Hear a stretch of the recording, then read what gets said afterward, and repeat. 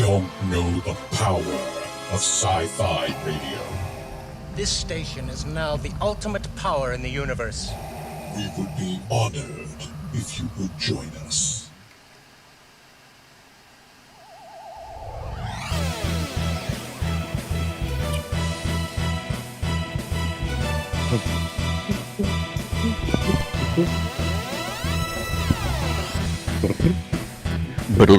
Did you just say No, not at all.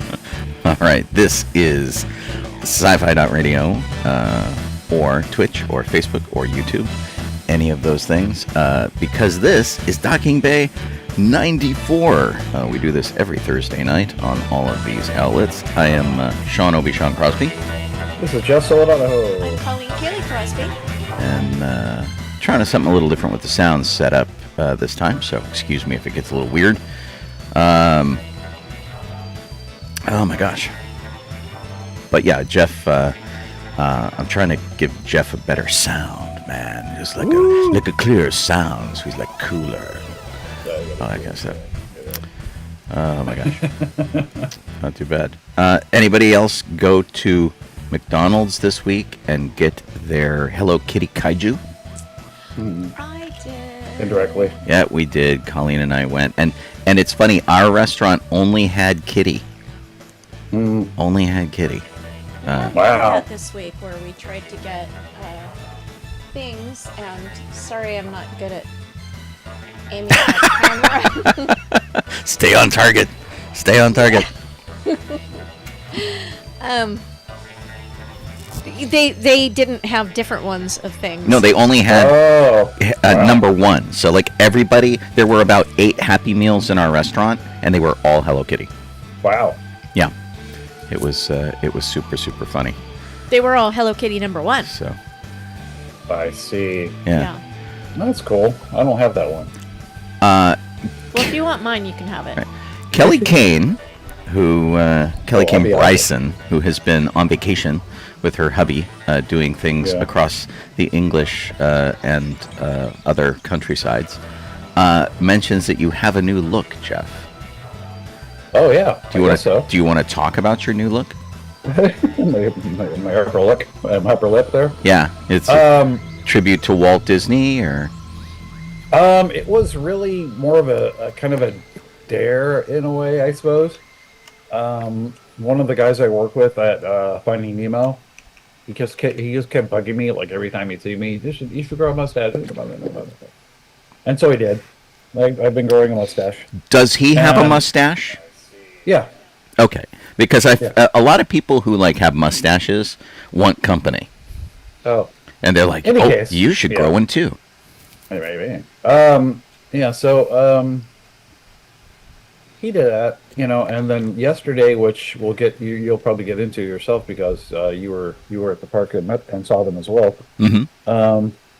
Is when Randy and Sam and their little munchkin, and Randy and Samantha's sister were there, and they stopped by Autopia and saw me. So I came out and saw them like right when I was going on my break. Apparently, I was able to go out and see them. Oh, perfect timing. Yeah.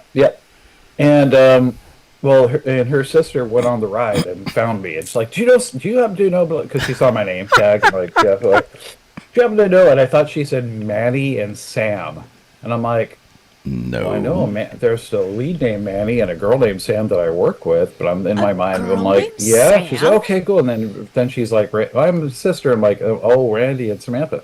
That's what I was thinking in my head, but right, yeah. Well, and I did tell them you were working there, and I did send you a note that Randy and Sam were coming over. Yeah. So I figured that hopefully that all worked out. That's what that meant. Right. So, yeah, I went out there and saw them and saw the little one who was sleeping. That was nice, little baby. And talked to them for a little bit, and then I went off to finish like the last 3 or 4 minutes of my break. But, cool. Which is fine, Randy, yeah, it was neat. Randy is so funny because he used to work there, of course, as PhotoPass.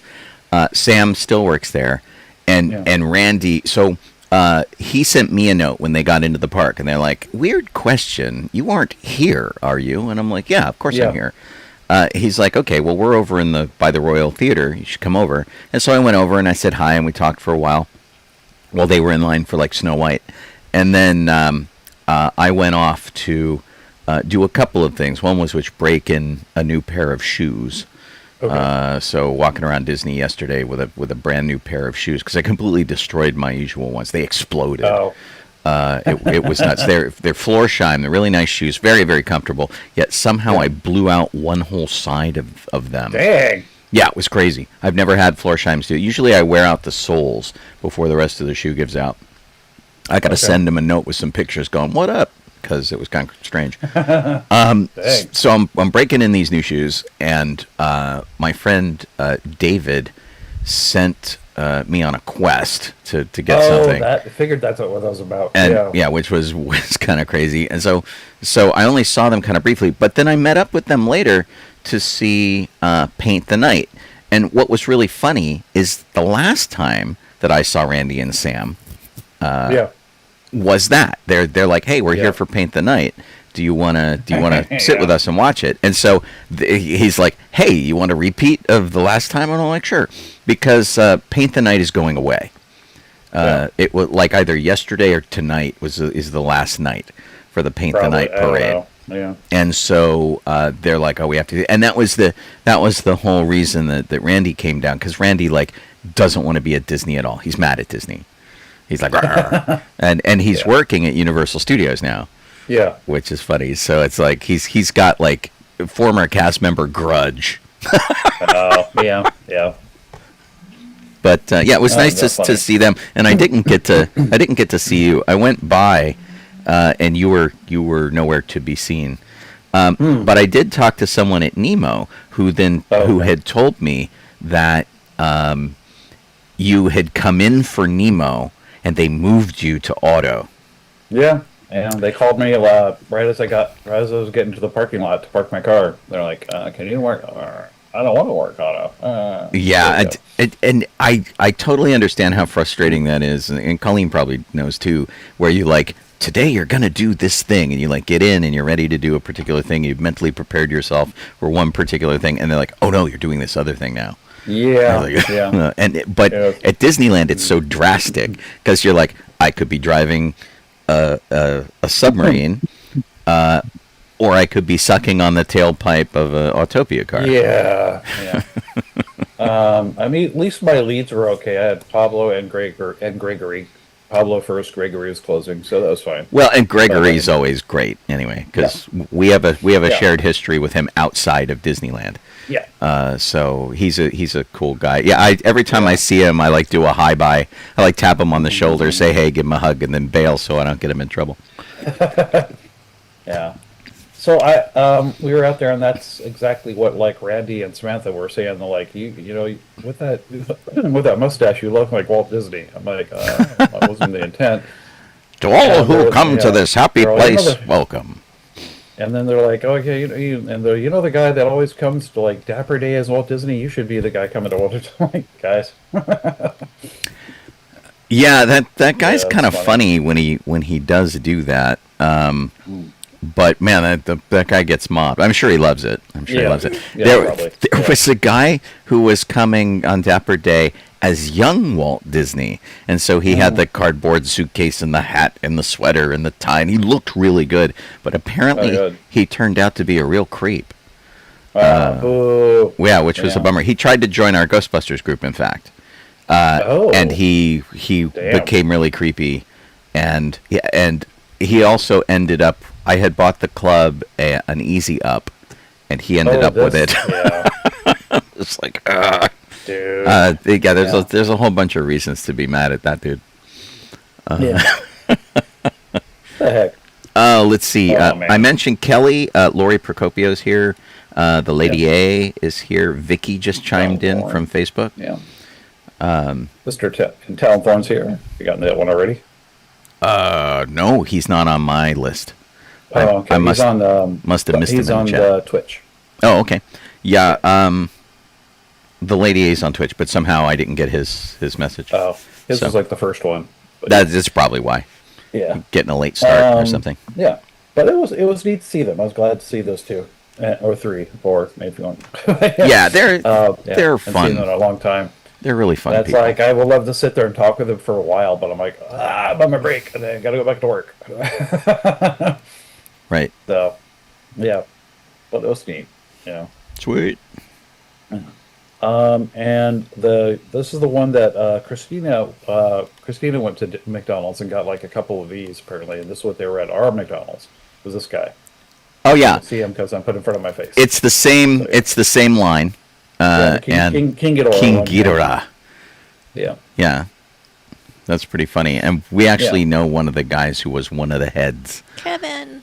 He was Kevin the Goofy one. I think he's the head all the way on the right. Oh, for the American version, yes. Yeah. Yeah. Yeah. So to speak. So Yeah. that's really fun. Because of course they did it with motion That's capture. cute. Yeah, it's cute. But yeah, that was fun. Yeah, it is. I kind of want I want Bats Maru. It's the one on the right. And Kevin is the one on the Okay. right. Yeah. Okay. And although King Ghidorah is pretty cool too. What is his animal? Karapi? He's I the think frog? so. Yeah. Yeah. So that's kind of fun. Oh, there's Talent Thorn. Just chimed in. There it is. Yeah, crappy. It's hard to read. It's very tiny. Even with my glasses, it's hard to read. They put the writing really small in the box. Oh yeah, tell me about it. Yeah, jeez. Have you guys? Man, this is such an old guy thing too. Have you guys reached the point where you are taking pictures of things that you can't read because it's too small and blowing them up? The thing where they really get me on this is the wall warts that you plug in like for your phone and stuff, and you have to read the voltage. I cannot read it. It's like gray text on black or white, and it's awful. I mean, if it's something really small and the glasses aren't reading it, I probably would do that. But I mean, usually I only use my phone if I forgot my glasses. Oh, because no, I'm just sitting there like taking it because I can't read it at all, and I have pretty good close-up vision, like detail vision is still pretty good. Yeah. But I can't read that stuff at all. It's absolutely the worst, and it's because it's like it's tiny and it's not high contrast. Yeah. And when you're working on stuff like very frequently, I'm messing with electronics, and when you're using various chargers, you want to make sure that you get the polarity right. And so, sometimes they're like, okay, the tip is positive and the ring is negative, and like you can't read that without taking a picture and zooming in. Yeah, exactly. Talon Thorn's with me. Yeah, we have a magnifying glass here somewhere. I don't know where it disappeared to, but it's shaped like a little turtle. It's like a brass turtle with a magnifying glass in the middle. Oh, cool. Don't know where it is, but if I have to do that kind of stuff, usually that's what I grab. You know, that Lord knows where it is now. I Somewhere in that feel little like, room. and Colleen would have to answer this for me. I feel like we have some sort of novelty magnifying glass. We have the magnifying glass that we use to read the OED. Oh, the one that's the big acrylic dome. Yeah. Yeah, that one's like just a massive clear dome with And then- no thing on it at all. And then we have a flat one Oh wow. that is Okay. probably what came with the OED. OED. I've got one. It's the OED, the entire OED in 3 volumes, and Wow. like you can't read it with your naked eye. You Yeah, have it to is use a so magnifying small. glass. It is so Wow. small. Yeah. There's Bummer. yeah, I have one that also that is like an illuminated magnifying glass that you squeeze the sides of it and it pops out the top. Oh, And okay. it looks like, sort of Lilu Dallas multipass Yeah. kind of deal. They have and good subjects we're going on here. There was a when I was like, I think it was when I was a teenager. Uh-huh. So this is a while ago. They used to sell the little plastic one that was about the size of like a driver's license that you keep in your wallet. Right. It was just a little flexible micro card. glass. Yeah. Yeah, that was a Fresnel lens, and so basically it had these rings in it, right? And then when you put it up close, you could see it and whatever. Those lenses used to be used to focus light in theaters, so you would put them over the theater lighting, and they still use those. But they were also used when television sets were new and small, and you would have your TV, then you would have a big one of those on a stand between you and the TV, and it would take your 12-inch TV and make it like 24 inches. It's like absolutely we saw one of those hysterical. in Friends, right? And Friends, probably. Yeah, they had their neighbor downstairs. Oh, Mr. Not Hinky. Something like that, though. It was something like that, yeah. Yeah. Okay. Um, Wow. When they were cleaning out his apartment after he died,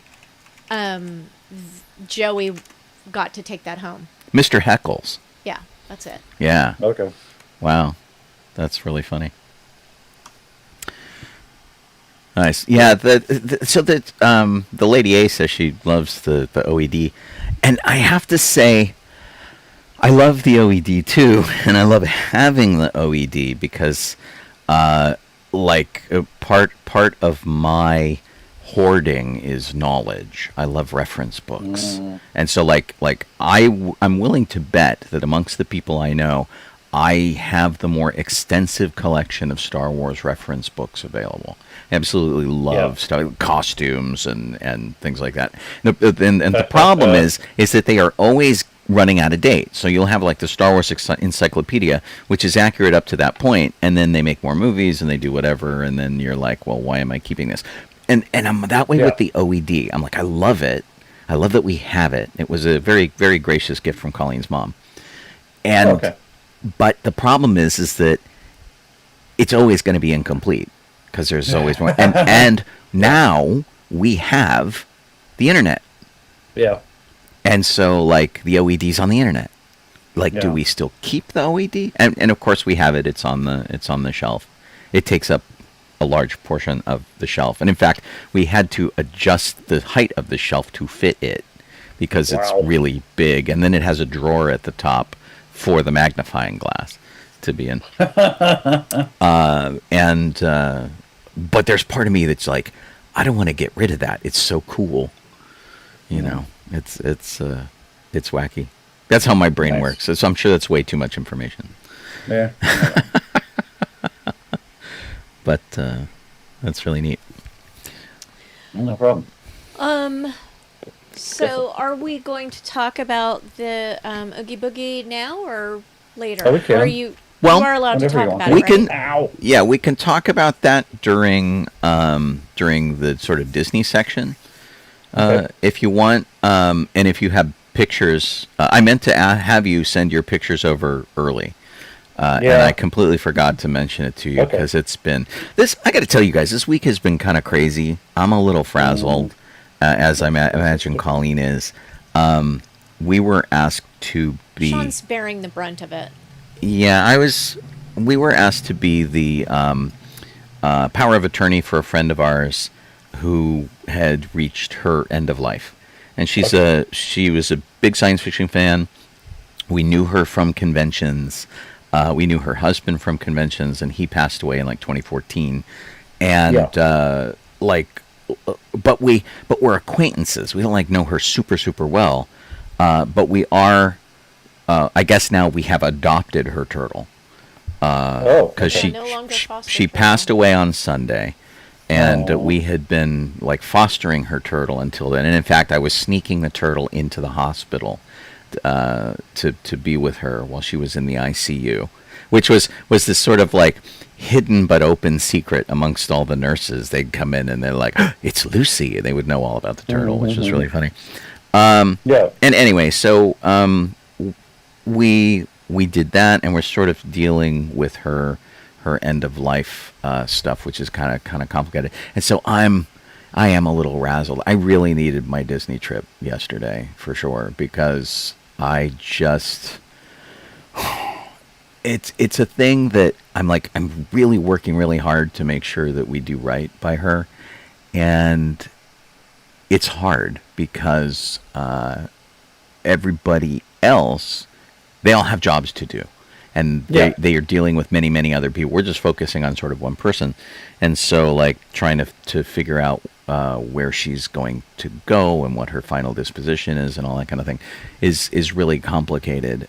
It has made me realize, though, that I really, really miss one of the best skills I have ever had, which is phone skills, like talking to people on the telephone. I'm really good at that, and I don't get to use that anymore because we don't talk on the phone anymore. We text, we do whatever. Yeah. But having to call all these various agencies, talking to the hotel, things like that. It's like I used to be amazing at this. I could talk anybody into anything on a telephone. It was great. But we don't do that anymore. We use our phones for texting and research and Facebook. Pretty much, yeah. Yeah, it's really funny. So, but going to Disneyland yesterday was pretty good, and it was good to see friends, and it was it all kind of worked out for sure. And to have a job, I was given a task to go do, which was pretty neat. Yeah, I thought that would be good for you to have a task. Yeah, I almost didn't go.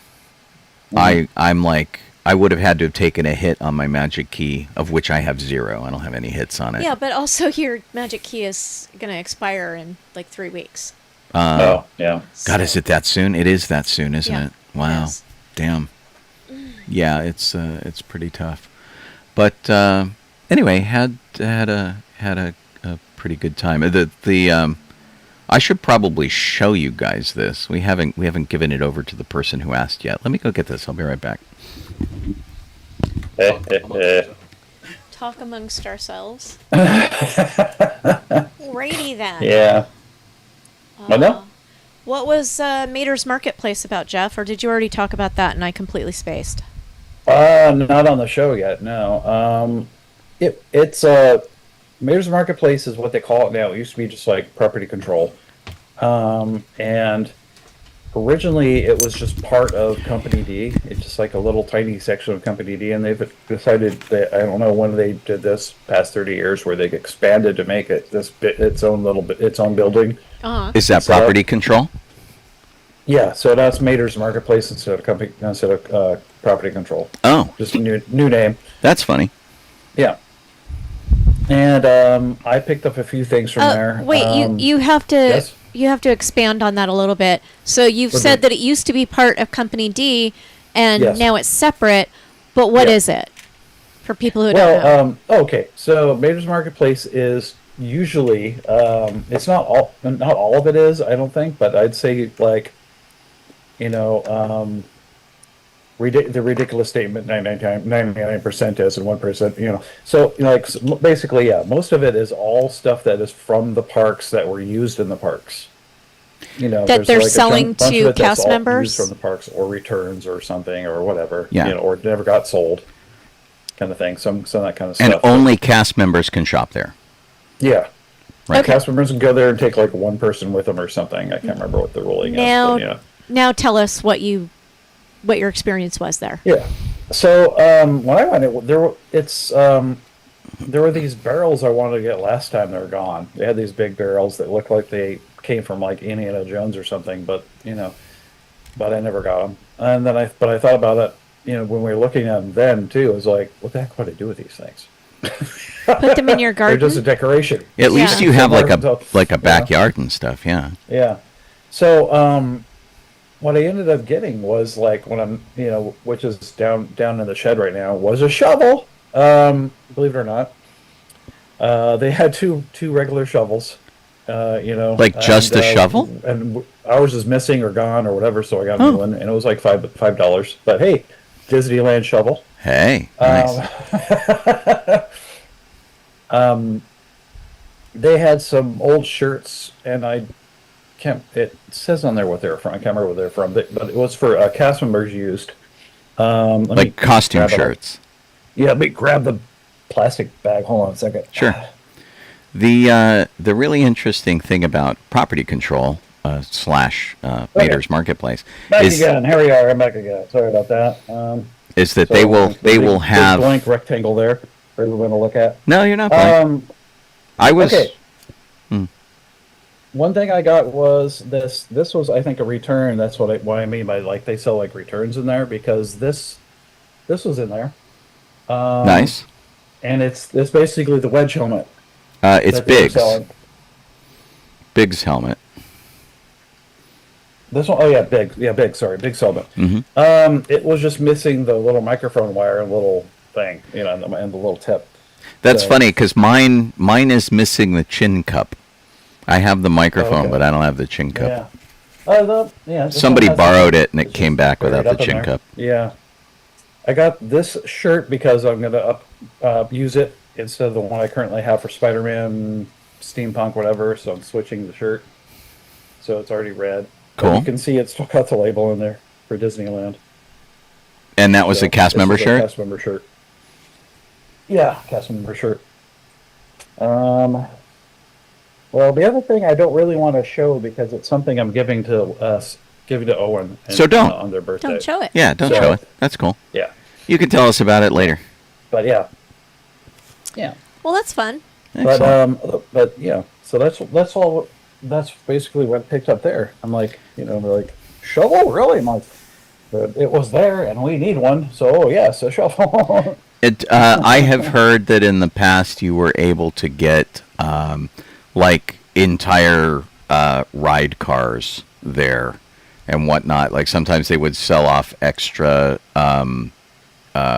Skyway buckets Well, and things like that.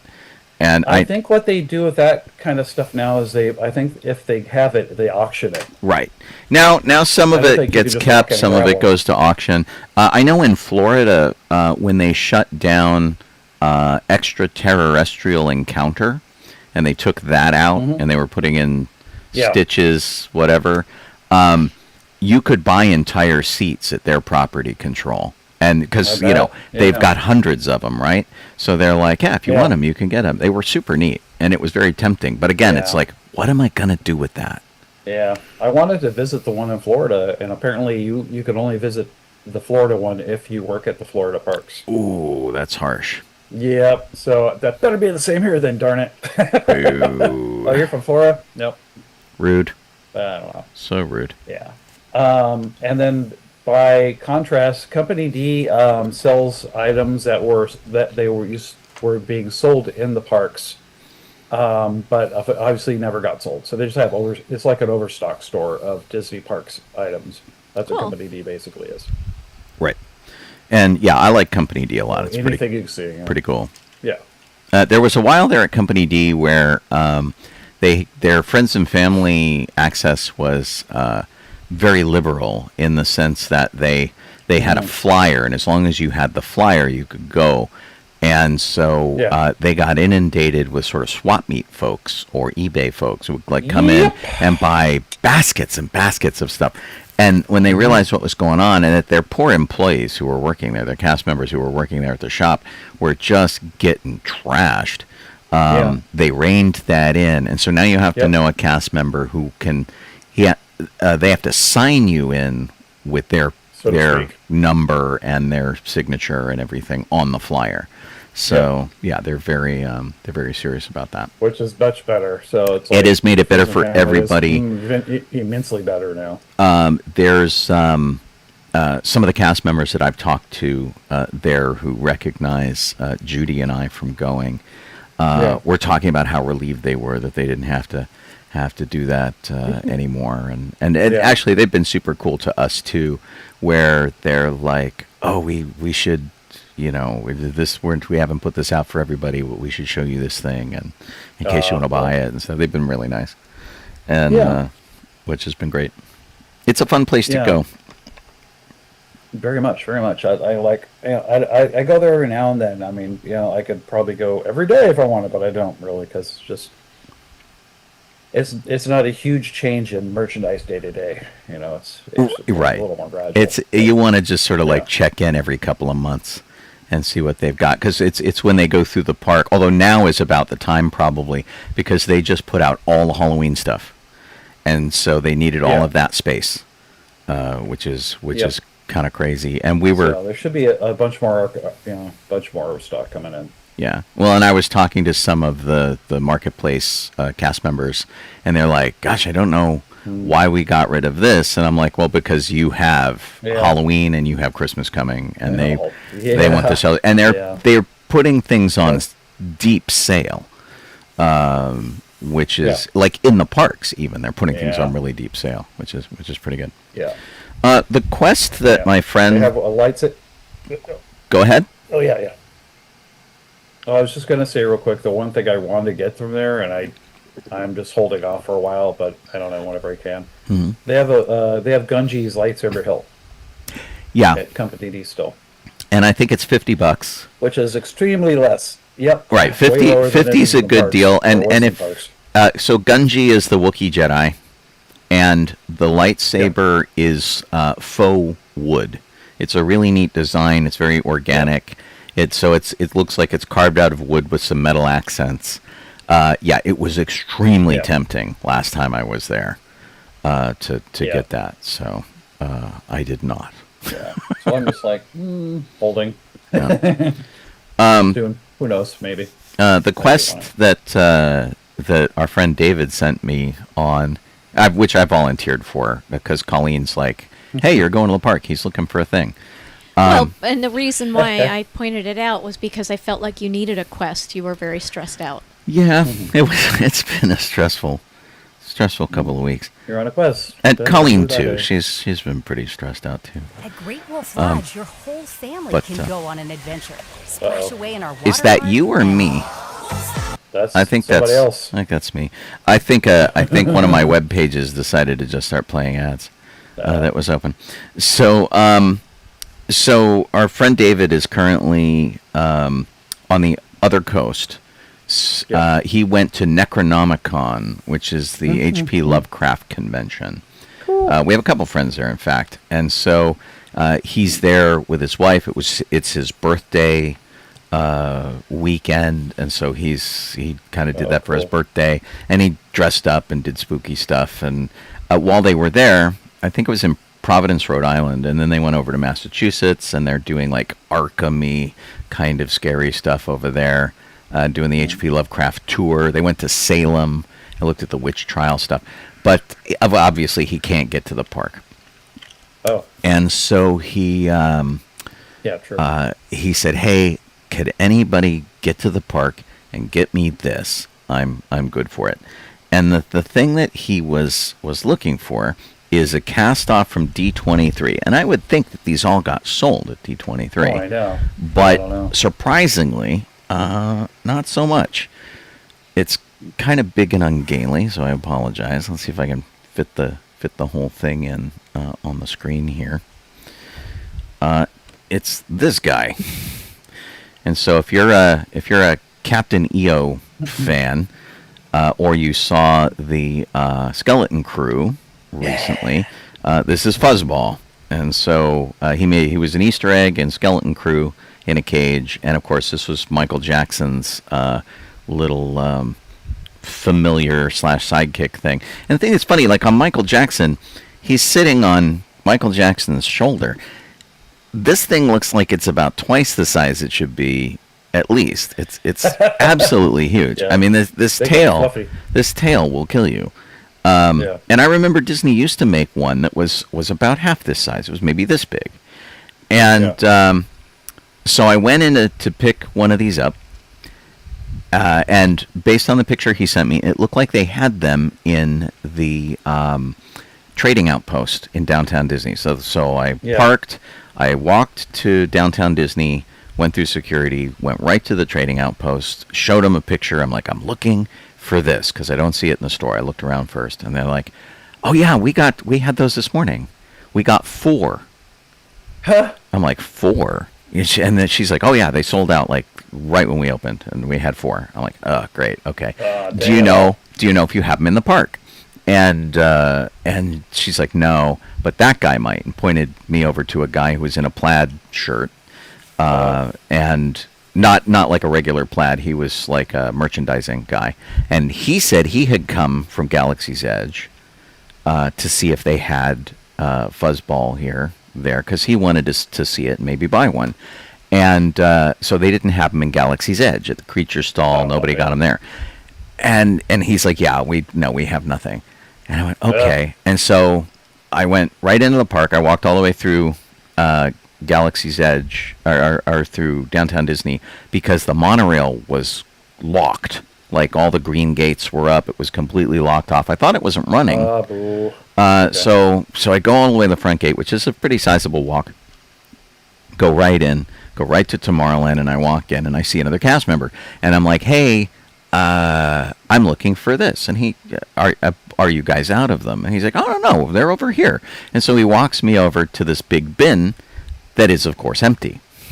And I'm like, oh well, I'll just have to tell my buddy he's out of luck. And we're talking about other stuff, and we're he's really personable, super nice guy. Ivan, I think was his name. And he's like, you know what? Wait a second. And he goes into the back, and he's gone for a while. And he comes back, and he's got one. He found one. And he's like, this is absolutely our last one. And I'm like, okay. And so, bought it, and yay, we mission accomplished. And then I was over in Galaxy's Edge, and the creature stall girl was asking me what it was. And so I took it out of the bag and showed her, and I realized it was broken.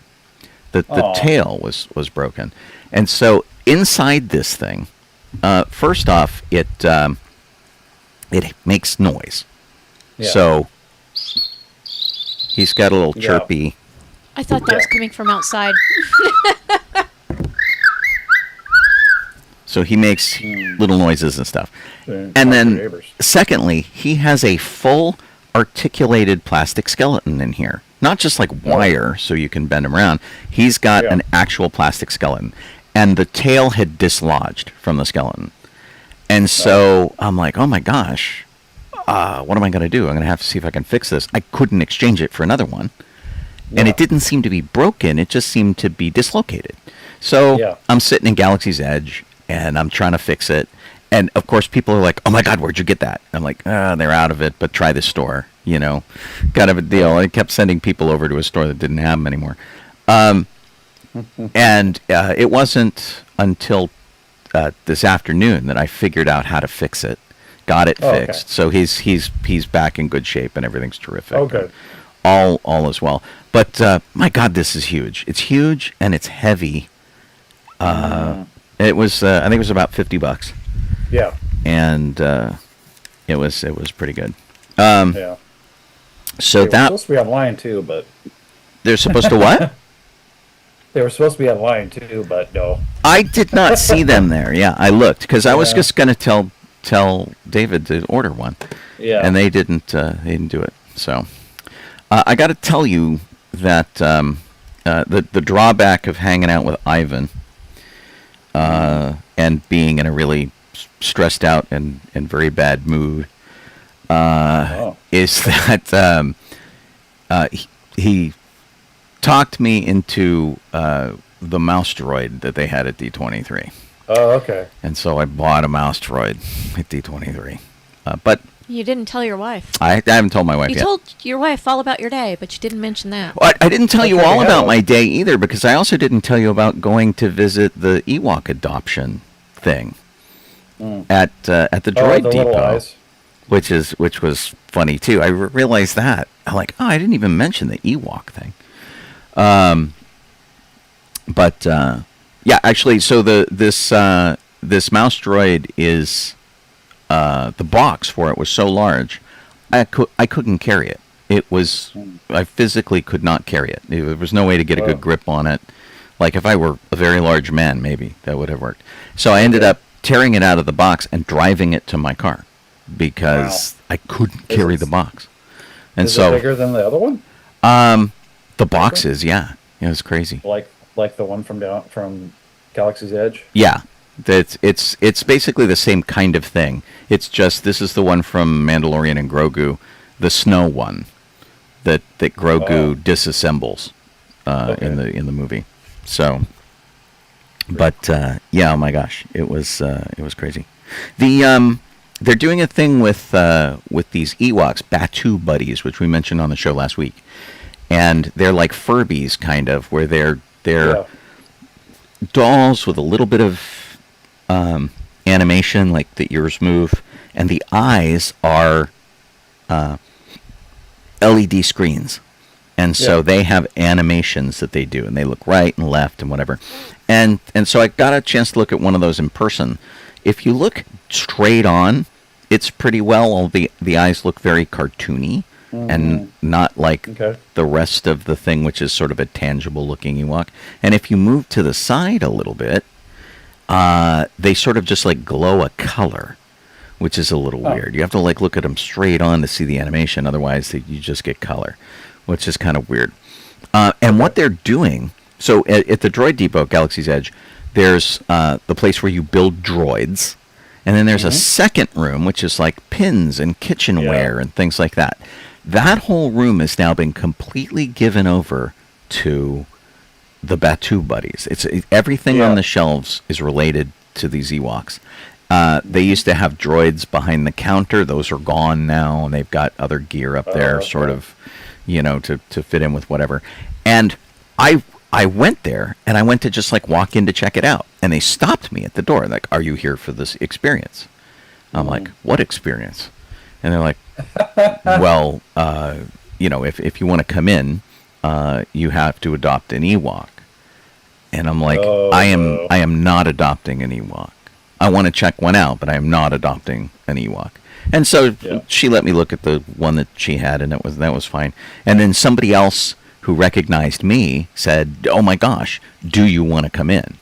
And I'm like, "Yeah, that would be great." And so she assigned me like a salesperson, and we went over, and they gave me the tour and went, "This is how you adopt an Ewok," and that kind of thing. And so I kind of got what that experience was without having to adopt the Ewok, because I really don't want to adopt an Ewok. Undoubtedly. It was really interesting and weird. And so they've done, I mean, it's kind of Cabbage Patch maybe. Pound puppies. I'm trying to determine what this is like, because you go, you find the Ewok among the hundreds of Ewoks all around you that speaks to you. You find the one you like, and then they have this like activation thing, and your Ewok is bonded to you or whatever. It's strange. Gotcha. It's very odd. So, and this whole Batu Buddies thing, they're having. They're going to have a Hutlet later on, and then eventually they will have a Grogu, which I feel is going to be odd, because so you've got all of these Ewoks that all look the same, but Ewoks collectively are a species of little fuzzy things. Huts collectively are a species of slimy little fuzzy snotballs and such. Right. Grogu is Grogu. Yeah. We have seen Yoda. We have seen Yaddle, and we have seen Grogu. And they, as yet, have still not assigned a race to these three characters. And so, walking in there with a room that's all Grogus is going to be really weird, don't you think? Yeah, that is kind of odd, isn't it? I think because if it's supposed to be Grogu, I mean, there's like one Grogu. So, I don't know. We'll have to see how that goes. Yeah. I mean, but you already see multiple Grogus in other toys. Yeah, it's true. So I mean, maybe it's not a big deal and kids won't care. Which I think kids won't care. Probably the case. So, but it was no like American Girl doll experience. But it was definitely like a adopt a Cabbage Patch doll or adopt a Pound puppy. It was like much more like that. Kind of a thing. But they are sort of like making it. And of course, they have little accessory packs where you can give your Ewok a spear. And it comes with a crossbody bag that you can put the Ewok in and walk around with the Ewok, like, in front of you. And it interacts with all the droids from the Droid Depot, as well as the other Batu buddies. So if you have a droid from there, they will talk to each other, which is kind of cool. Fun. So if you have like an R2... Because I thought they had to have a special R2, and she's like, "No, this is exactly the one that you build or you buy on the shelf. The ones that we have been selling for years will interact with these things." So that was better, especially in terms of like sort of bang for the buck kind of a deal. But oh my God, Furby flashbacks all the way. So that was kind of interesting. Cool. Let's see. We didn't say hi to Eric, who has returned. Eric and Liz have returned. Right. being away, and I got to hear a little bit of their tales, so that was fun. And Budala popped in. I think it was Budala who popped in. And Frequent Falcon Flyer. Yep. I I'm see not him sure there. who else popped in. Vicky Skidmore and Tony Masters and Chris and Laura. Yeah, I see Linda Bowden and Judy And- Brannigan on YouTube. Nice. Lori, in case we didn't say hi to her earlier. I'm not sure who we said hi to earlier, so Right. apologies if we missed somebody. We do. It happens. Yeah. Yeah. Someone was asking about that mouse droid and how it was different than the other one. It looks like this. So it's the Super Snow one with the off-road knobby wheel things, and so that's how it's different from the regular mouse droid from like a New Hope. Gotcha. So that's cool. I have an idea to modify these because they're mostly empty inside, with a removable shell. Put magnets and then remove the shell so that we can like store stuff in there and stuff. I've used them on occasion when we go do an event with kids at like a hospital and stuff, and if we're giving something out, I put it on top of there and drive it in before we go in. So this little thing like sort of chirps and peeks and goes up to the bed, and it has a thing for them, and it's been really fun. I use it very much like my ghost trap, that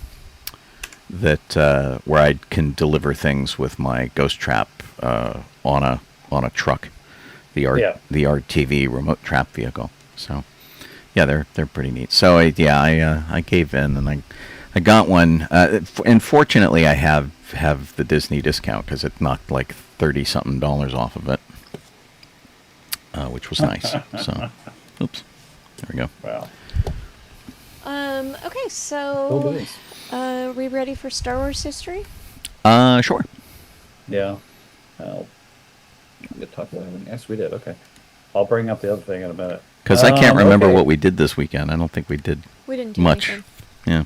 Yeah. We went to I'll talk a about- costume college meeting. Yeah. We'll Right. do Boogie Bash and when we get to the theme parks. Okay. First birthday on the list. Sorry.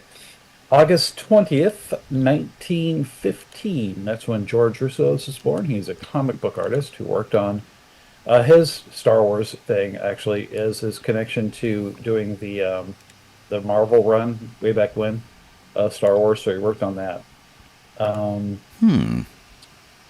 He was primarily an inker, I believe, though. Okay, it's primarily he does a lot. He did a lot of inking. Yeah, he's not a name that I recognize. So he must have been something like that, like an inker or something. Yeah. Yeah. It looks like he did a lot of work on like Kirby stuff and such. So it looks like he also worked on the Ewoks and Droids comics as well. Yeah. In the mid '80s, were pretty cool. Yeah. Interesting. Good man. 1915. Yeah, that is. I mean, I understand. Yeah, I see his style. Yeah, it looks. Yeah, I see that. But yeah, good. Not. It's not as some of the other Jack Kirby stuff is a little more blocky. So his is not quite like that. His style. So, yeah. Interesting. I went to look him up on Wikipedia, and I ended up with like the history of Wikipedia. Obviously, I clicked the wrong thing. It's like, oh my gosh, what? Yeah, but did a whole bunch of stuff. Avengers, Captain America, Fantastic Four, blah, blah, blah, blah. A whole bunch of different comics he worked. Yeah, it's pretty cool. It looks like primarily inker and colorist. Yeah, it looks like he did covers, which are pretty cool. So covers take like a special talent. Yeah. So that's primarily for George. We have a second one, which is August 19th, 1946. Christopher Malcolm. He was born. He played Zev Seneska. Okay, in Empire Strikes Back. Right, one of the pilots. One of the pilots. You know, I found them. You know, that's pretty much. Repeat, that's who he I was, found think. them. Yeah. Yeah, yeah. And then he has like 56 other credits, and yeah, I mean, I don't know. I'm not really. I mean, he was. He was Kirk Matunis in Highlander. That's the difference. Really? Oh, okay. He was the, yeah. if you know the movie Highlander, he was the Marine who tried to stop the battle in the alley between Kurgan and Castigear, and ended up in the hospital bed, freaked out. He's like a British guy, but has that sort of like American Marine look. Yeah. That's really he funny. He played the father and in Labyrinth, so you know. Boy, Sarah's dad. I couldn't even tell you what he looked like in that. It was just really a tough one because you know you only see him in a helmet in Empire, so. Right. Well, really but face. I have an idea of what he looks like in Empire. I have no idea what he looks like in Labyrinth. Yeah. Which is super funny. You'd have to go and find it again, but yeah. So he's got a few roles that at least we know about. He was in Absolutely Fabulous. If you like British TV, he did 11 episodes of that, which is the comedy series. Neat. Well, right on. I loved his character in Highlander. Yeah. It's just, I don't remember the character from Highlander. It starts out with him in his car. He's playing "Hammer to Fall" by Queen. He's like rocking out, and he's looking for trouble. He's a Marine. He's cruising the streets to be like this tough vigilante guy, and he sees these guys fighting with swords in the alley, and he gets out of the car, and he's talking to himself the whole time. He's like, "It's go time. We got to do it. Come on, you could do this." Da da da, kind of thing. And then he goes up and he sees Castigear get beheaded, and then Kurgan turns his attention to him and like runs him through with the sword, and he ends up in the hospital, and the police detectives come and question him. Yeah. And he's like super tough Marine, being really awesome, and then they cut away and they cut back to him, and he's breaking down and freaking out, but you can't hear him. He's behind the glass. You just see him like this super tough guy just melting down. It was great. It was really well done. Yeah, hoping that he, you know, it's every time when I watch the movie, I'm like, is he going to be immortal? Is that, you know, right? Because he should have died getting run through by the Kurgan. Yeah, yes, I know. What a great role to have under your belt. I mean, you know, he was in The Empire Strikes Back, but I kind of like the Highlander role better. Yep. Our last birthday is August 20th, 1951. That's when Greg Bear was born. His Star Wars connection, he wrote Rogue Planet. And I can't really say that I really recognize his other books. I mean, he's got a lot of other books. I'm just not really an author I'm familiar with. He was a staple of Southern California conventions. I think he lived in San Diego.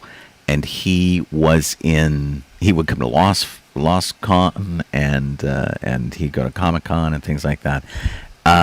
He has won Hugo Awards, and he's been nominated for a ton of things, but lots of Hugos, Locus Awards, and things like that. Arthur C. Clarke Award. But yeah, I mean, most of the stuff that he wrote was like his own stuff. Yeah. They're like, you know, Forge and Anvil, Blood Music, whatever. A bunch of these things. Right, exactly. It was super prolific guy. Yeah. So. And I'm trying to remember. I pick one up and read it. I read Rogue Planet, I think, but I don't remember. I can't tell you if it was good or not.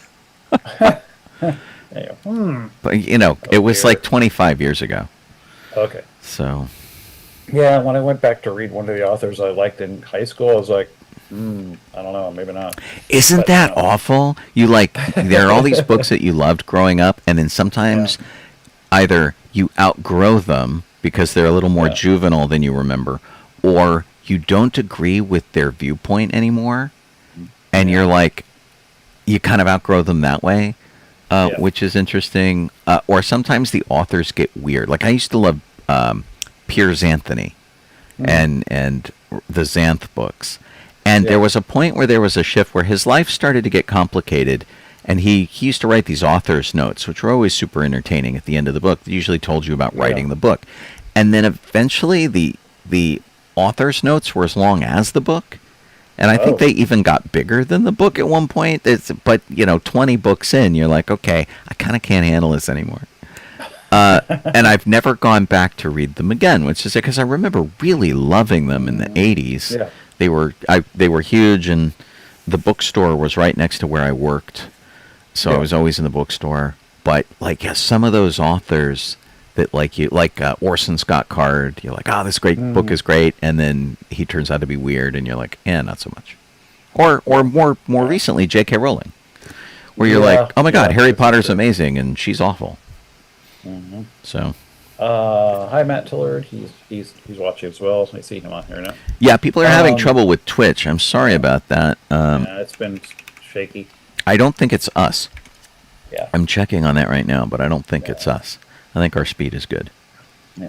August, we're back to the regular history though. August 14th, 2010. That's when Star Tours closed its last tour to indoor in Florida, and that's where I met Sean. That's where we met back in the day. The rest is history. Yep.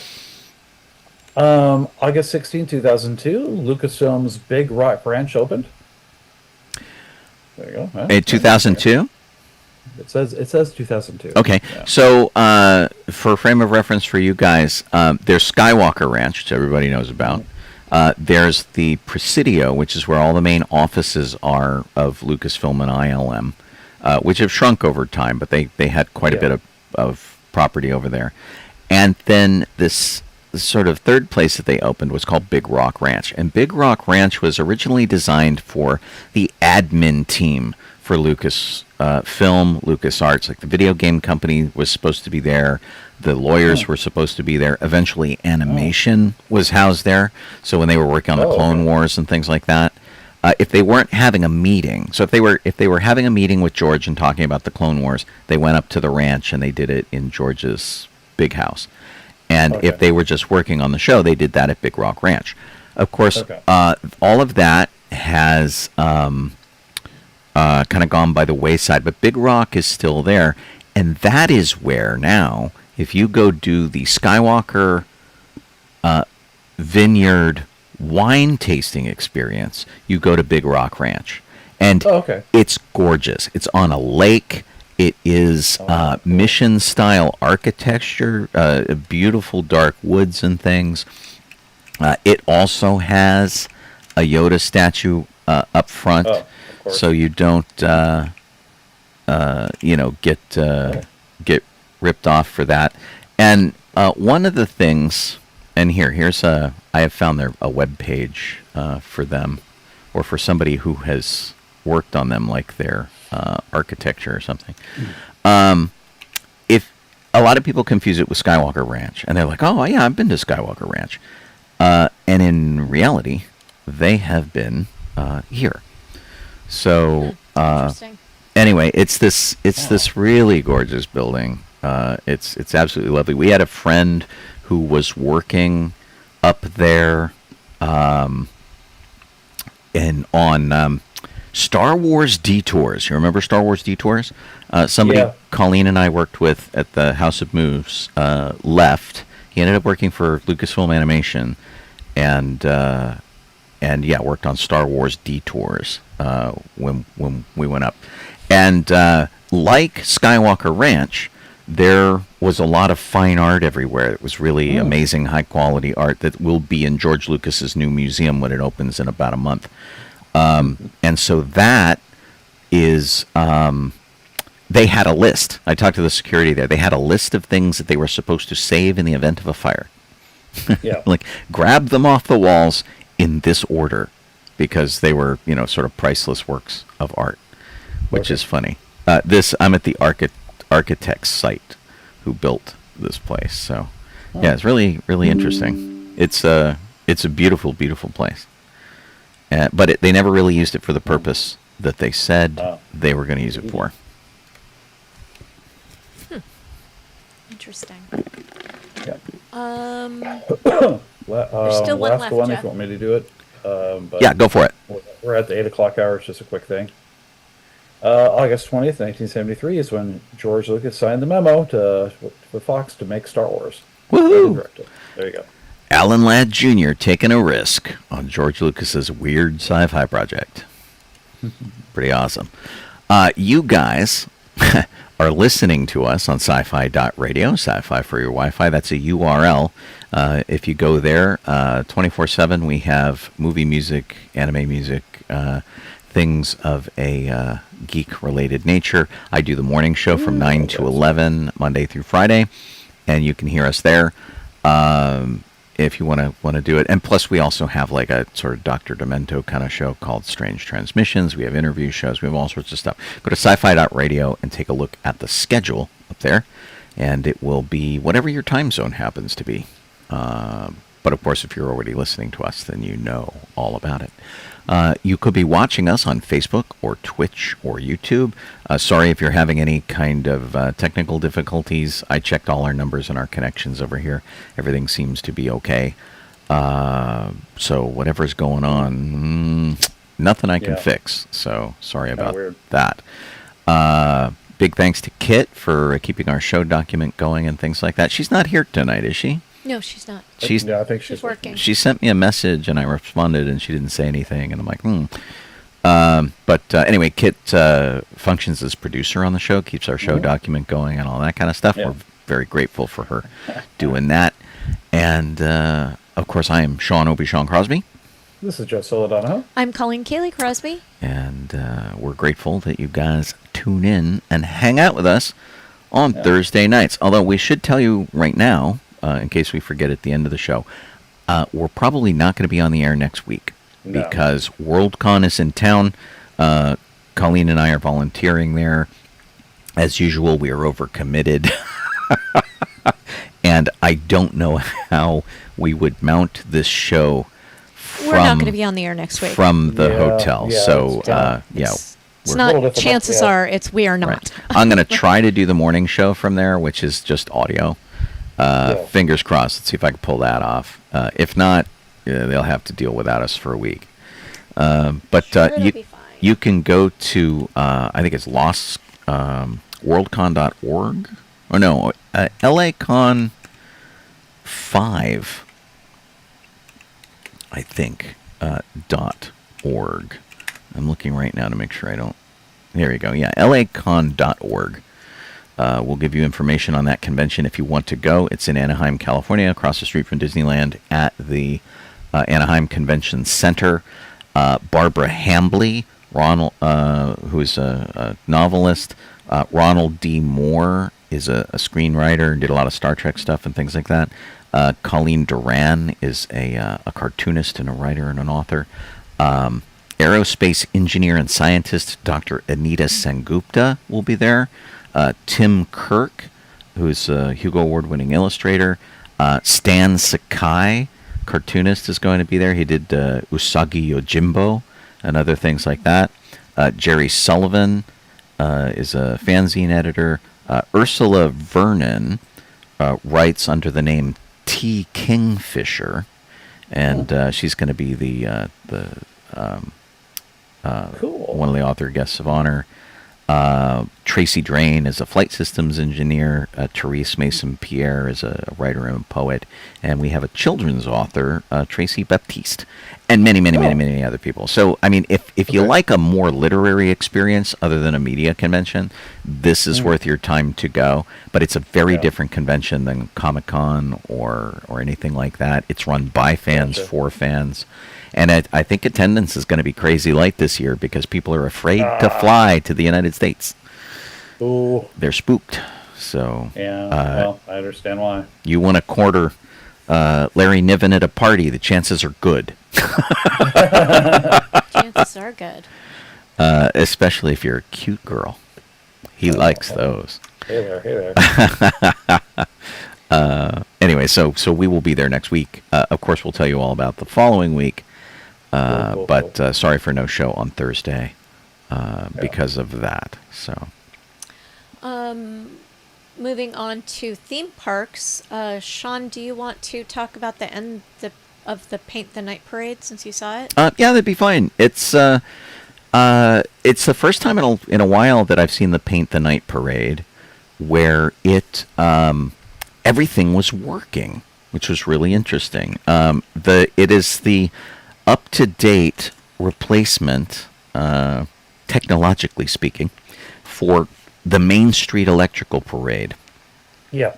And in fact, if you listen at the start of it, the music is actually, it's called the Baroque Hoedown, which is the music for the Main Street Electrical Parade. And it's it's pretty neat. They've got a Toy Story float, the Cars float goes by, the various princesses and things. There's, of course, Frozen has its own float and things.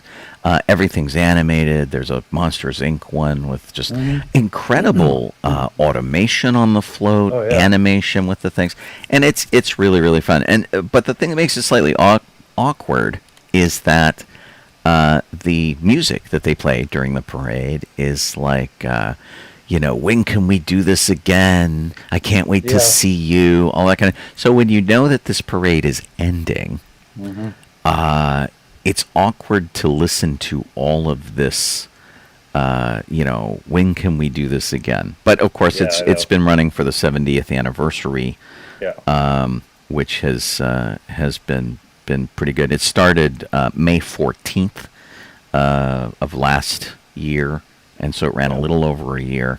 And we'll have to see where it goes because it was in Hong Kong Disneyland before it came to our Disneyland. It went to California Adventure for a while and was there for a few years. And, maybe they'll take it to Florida or do something. It's actually a really fun parade. And it was nice to see everything working because everything is battery powered, everything is LED. And so you have dancers with pinwheel arms and they've got spinning jellyfish and things, and everything's very animated. There's some puppetry in it where they work a big Tigger puppet and puppets like that, or they have smaller ones like Nemo and his dad Marlin, and it's really creative. And everybody, it's very close to the audience, and the performers are very interactive, even if they're just a flower or a pinwheel or something like that. It's really very fun. And of course, it's done in pitch black stuff. And the Main Street Electrical Parade we always liked. It was always a lot of fun and, had some fun animations and things like that. But I mean, this really quadrupled the ante on it. It was just amazing because you had LED technology, which they didn't have in the 70s when they made the Main Street Electrical Parade. And the animations on the float are there's a Mack, the truck from Cars, is following Lightning McQueen down the road, and Lightning has little neon strips and stuff on him that are lighting and doing patterns. But Mack, his whole sides are open. You can look through to the other side of the street, and every pattern that goes on inside his truck body is in 3D, and it's super cool. It's really amazing. And the music's super catchy, and they encourage you to bounce and clap and do whatever. We were right in front of the Penny Arcade, which is never a place I watch a parade from. We were with Randy and Sam and their boy and Sam's sister, I think. Yeah. And so it was a lot of fun. I got a good look at everything, got some good pictures, and we were in such a spot that the front row got to sit, I had to stand. And I was able to do it in such a way that I wasn't blocking anybody, which was really good. And it was just overall, it was a really good parade experience to do. And to see that parade, which I haven't seen in a long time, and to do it from a position that I would never choose, because basically Randy's like, we've saved you a spot, and I'm like, awesome. And so like I showed up with about a half hour to spare, and hung out with them while we waited for the parade to start. And it's not a spot I would have chosen, but it wasn't a bad spot. So it was kind of across from the porch that I like to sit on. Yeah. And it was neat. So I'm sad to see it go, but it's been there for a little over a year, and it makes sense. And I'm curious what they're going to replace it with. Yeah. I imagine they'll make something new for the 75th. So. Yeah, and I think they even ran it a little longer than they were supposed to. They were supposed to end it on August 9th, and they decided to keep it open for another couple of weeks. Yeah. Which was pretty cool. So now one of the things that they didn't do, if you had a Magic Band, the floats interacted with the Magic Band, but you were able to buy, when they originally did this, you could buy a paintbrush. And the paintbrush had LEDs at the tip, and they would interact with the parade and change colors and stuff, and do a little RFID thing. And then there was a Mickey mitt that worked. There was a bow, like Minnie's bow would do it. They had all this interactive stuff, which was really cool. So, fun. Hopefully, I don't know. I think the wands still work, but I'm not sure the brushes work. They do, because it's exactly the same technology they use for the Magic Bands, and so they like everything like that still works. It was fun. If you go on YouTube, you can find lots of videos about it. If you haven't seen it and you want to see it, I recommend checking it out. And who knows where it's going to end up now? But who knows? I mean, maybe it'll go to Paris or whatever. Getting something like that elsewhere. Like once it came from Japan and it came to California, it makes sense that it stayed here. Yeah. Giant floats and things like that. Like moving this stuff must be hard. So. Anyway, I was grateful to see it. It was not a thing I was gonna do. And then Randy's like, "Oh, you should," and I'm like, "Okay." And so I'm glad I did. It was kind of a nice thing to do. Cool. So Bob Iger got a window on Main Street on the morning of the Legends ceremony in, in Anaheim. And Sean, if you want to click on the link, there's a window. Yeah, I'm loading up the picture now. I can get at it. It says New Century Builders, Robert A. Iger, Chief Architect, looking forward to your tomorrow. So that's nice. Now, what it doesn't say here, and I meant to look for this yesterday and failed, because I got distracted, of course. It doesn't say where it is, but judging by this golden eagle in front of it, I feel like it's on the Opera House. Yeah, probably somewhere that way. There's you guys can't see it because we're in the way, but there's a golden eagle there. Let me see if there's more pictures.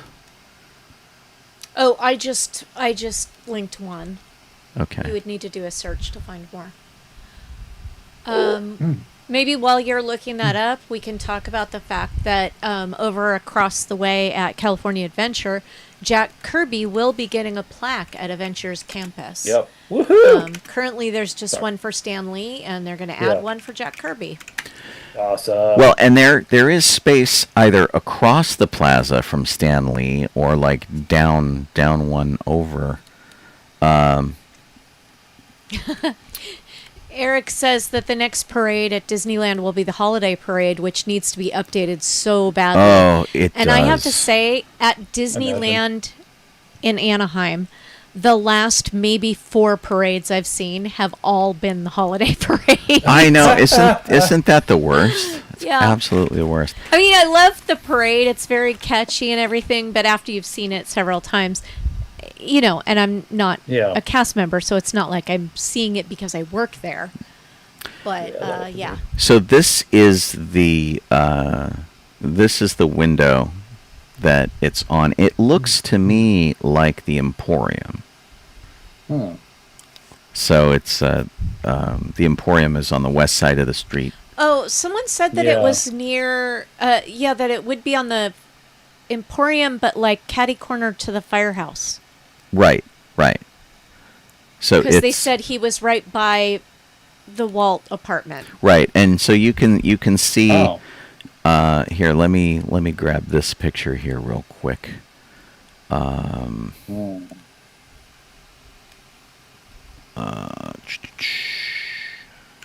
we go. So yeah, so this is the corner there. The firehouse would be to the left in this picture, and if you walked to the right around that corner around the building, you would see the castle. Yeah. So yeah, interesting. And all of this bunting, of course, is down now. It's all Halloween right now. So that's Bob in the middle, Mickey on the left, and Josh Tomorrow on the right, who's taken over for Bob Iger. So. Oh, he's above books and gifts. Yeah. That part. So yeah. That's where he's at. Yeah. Yeah. It's so I mean it's not a bad place to be. I mean when you walk into the park, if you walk in on the left side under the train trestle and you look straight ahead, you're looking at his window. So that's a pretty, and it's funny that they never had anybody there before because it's a rather prestigious place to be. Know. Yeah. So well, good for him. A lot of people are really happy with what Iger did with the company. The biggest difficulty I have with it is just that everything just got so expensive. But you know, shareholders must be, you know. Mystery Galaxy Man, is that Aaron? Anyway, we're gonna get to that. So the next thing that we have on our list is the Oogie Boogie Bash, and including Madame Leota's Swinging Wake Parade. And Sean, you have a choice of things to post and go through all of them. Jeff posted a bunch of photos over in our chat, and then the link will take you to a video of Madame Leota's Swinging Wake Parade, which I have to say, like, wow, seeing it on video, that felt like the best parade I've seen at Disneyland in a long time. But really? Huge fan of the Haunted Mansion. Okay. So right, and it's interesting that it's at DCA, which is about as far from that as you can get. What? Well, because it's Halloween stuff. That's all they do over there. Here, let me. Jeff, what was the parade like in person? It was neat. It was really short. Yeah, it is pretty short. Yeah. So I think I wish it could have been longer because previous Boogie Boogies were actually various villains on floats and stuff, and Mickey and Minnie and stuff, and it's a much longer parade. This one was much shorter, all Haunted Mansion focus. I did feel like they should have ended the. Sean, are you going to show the video? I don't want to. I am showing the video right now. Oh, okay. But no sound because I don't want to get dinged. Yeah. Right. So I'm going to spoil it. I don't know how long this lasts, but I'm going to spoil the very ending of the parade. I really felt like they should have ended with the hitchhiking ghosts. Because they went through... Well, that's how the ride ends. So right, they went through the ride. Like if you watch the parade, it is the ride in order. Yeah, right. Pretty much. Yeah. And I really felt like they should have ended with the hitchhiking ghosts, and they ended with ghosts flying around. Oh, okay. Well, those were the ghost flying around thing in the air. I think was a lot of interim between floats or whatever you want to call those things. Oh, in the video that I saw, I only noticed them at the very end, or I only remembered them being at the very end. But that was the parade ended with some of these flying ghosts, and I just felt like they missed an opportunity by not doing the hitchhiking ghosts, because that is the end of the ride. Well, and they could have had some fun with it and things. It's interesting their use of screens. Like we're looking at the thing with the endless hallway, and that was like a video, and it made it look like you were going down the hallway and things. My lag is so bad that I am still looking at the picture of Mickey and Josh Damaro. Oh my gosh, Yeah, I am it's so pretty sorry. far back. The lag's bad on That's Donkey. awful. It's just in general, it's bad. Yeah. Yeah. I'm showing the bride with the beating heart Yeah. on the But, on yeah. the float. But otherwise, it was fun. The music was nice. You know, the dancers and everyone else doing a great job. Yeah, everybody's A lot of knocking them it out of the basically park over like, here. You know, And really what brave else? dust covered people dancing around. You know. What else do you want to tell us about Oogie Boogie Bash? Well, as far as I could tell, they added one villain to the villains you could see or visit technically, but you're not really visiting them. And that's Yzma from Emperor's New Groove. She's the new villain that they Okay. put in. So, and I took pictures of everybody that we saw. I could not get a picture of Maleficent. She was the last one we went to see, but we got in line, and right at 1:30, which is when our preview thing all ended, she walked away. Oh, So, yeah, she's like, bloop, see ya. But so bad. yeah. But and there was a picture I took that did not turn out well at all, and it was like her as it was of the dragon that's like up on a hill back before something. So all you can see is some two eyes. It looked very good in the photo. But yeah, Oh, they do It was have the fun. hitchhiking ghosts, Colleen. yeah. Oh, they do? Yeah, Yeah. How did I miss it? yeah, they are at the They're in end there. of the parade, I think. Yeah. It was the problem But with it was the good. Funny. the problem I- with the video that I'm showing is it's Yeah. like the parade broke down because they had an incredibly long portion of the parade of just Yeah. the bride, like stuck in front of this location. Mm-hmm. And yeah, the last float is the gates with the hitchhiking Yeah. ghosts in front of the gates, and then there's dancers. Hey, Jeff Shovels. Yeah, see, that's why I got it on something. No, yeah, their shovels were basically the actual. If we're going to what the shovels actually look like, they're right. They Yeah. look like regular shovels, except for the metal portion that you actually put in the ground was like was half. Right. So like it was like they ground off half of the shovel. That's funny. Well, I mean, they didn't want Yeah, anyone to yeah, smack yeah. anybody with it. Let me Yeah. see if I can get to your pictures here. Yeah. So they would dance around and hit the ground with them, and they drag them, and they make sparks and stuff. So very much like you would see it like knots out in the fog somewhere. But yeah. Alrighty. Everywhere there was a villain or something that you go to see, they had a trick or treat station. So you go and you get candy. So they go and throw. Usually I think you'll get a little bag. We got a little bag to use, but I think actually let me show if I'm on camera so you'll see it. Hold on. On one, it has two shows on one side, and then Coven Academy. yeah, that Hexed. That's cool. And then another ad for that. Yeah, so that's what the bag looks like. I have a map over here somewhere, but yeah, it tells you all about that stuff. All right, here. Yeah, so Sid's not there this year. Syndrome's there, kind of thing. The swapping character, the ones out that you'd see. Did not get. I don't think Shadow Man was there this year, which is a bummer. Did you yell at Doofenshmirtz in his own voice? Pretty much. The best I could.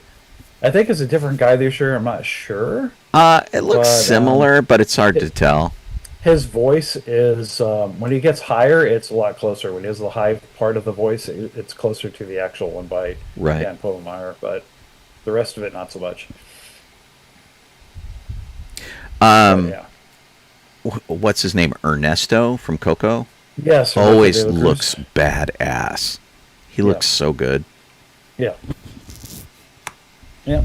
And he was up there talking for the most part. Then he sings "Remember Me," and I was going, man, why don't I have any tomatoes? I can That would be really funny.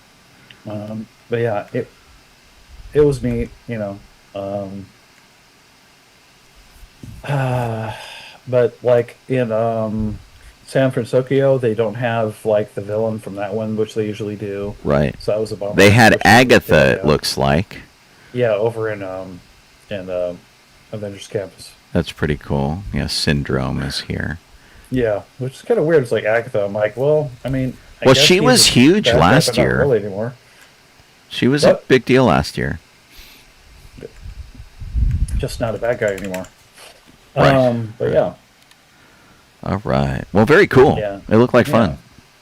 yeah, it was fun. The Villain's Grove, I thought, is one of the coolest things that they have there, and the fact that it's the closest thing they have to a haunted maze, if you want to call it that. Yeah. Well, They have all that's the atmosphere and music and lights and fog and everything. It's really good, but they just need to up it up. Like, I don't know, if the part where it has Scar, just stick Scar there behind some blocks or something. So well, you can get that's the area that they usually do like this sort of like national park camp things. There's like a little zip liney thing yeah, there, it's the and there's Wilderness Explorer. yeah, yeah. Yeah. But yeah, it's really cool. They have it every year, I guess. But it's like, I like the fact that it's so much atmosphere and stuff. I'm like, this is cool, but if you have the characters that you're representing in here, somewhere, that'd be great. But Well, they can only add so much every year. It's the same problem Yeah. Colleen and I have, where like every year we try to add a little bit of something, and Yeah. but we can only do whatever yeah, money will allow and time will Yeah. allow. So yeah. Also, if you go to Oogie Boogie's and you have that bag, the treat bag or something, you might want to try to get a second one or something. If they give you a lot of candy, yeah. holy moly! I Yeah, know people a who lot either of get candy. second bags or they bring a backpack, and basically they Yep. go to a station, get their candy in the bag, and then they dump it in the backpack, and then Yep. they just keep taking the same bag in there and Yep. putting the extras in there. And I have known people who have not had to buy candy to hand out on Halloween because they've taken their Boogie Yeah. Bash candy and handed it Yeah. out. True. So you always have that as an option.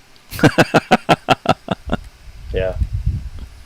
I guess you could at least keep it as your backup stash. Yeah, it's like to get into that thing. Because I saw the preview, but for like to get in there in general, just like you're a guest.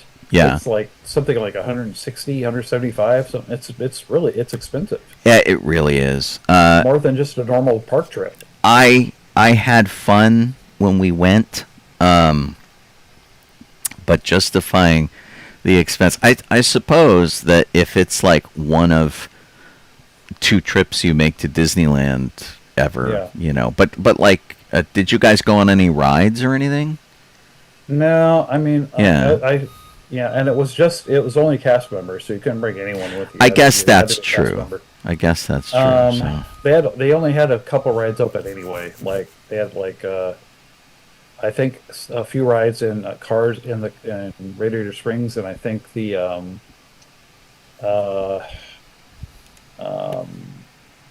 Guardians of the Galaxy thing. Right. I don't know if there were any other rides going. Well, and that's kind of my point, is that I think you get a truncated experience as far as like being at the theme park goes, even though it is an overall themed experience that Yeah. has more going for it from that's unusual to a normal day at the Yeah. park.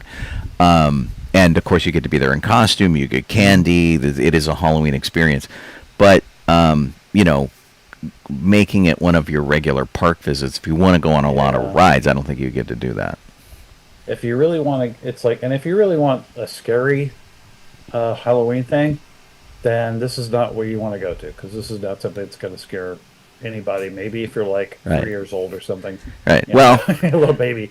Otherwise, this is not going to be scary. giant Yeah. characters are always scary to everybody, Yeah. but it's in the same Yeah. tradition as what they do in Florida, which is where they run Mickey's Not So Scary Halloween Party. Yep. And the parade, if it's not in the video, the parade starts with the Headless Horseman and following a kebab crane.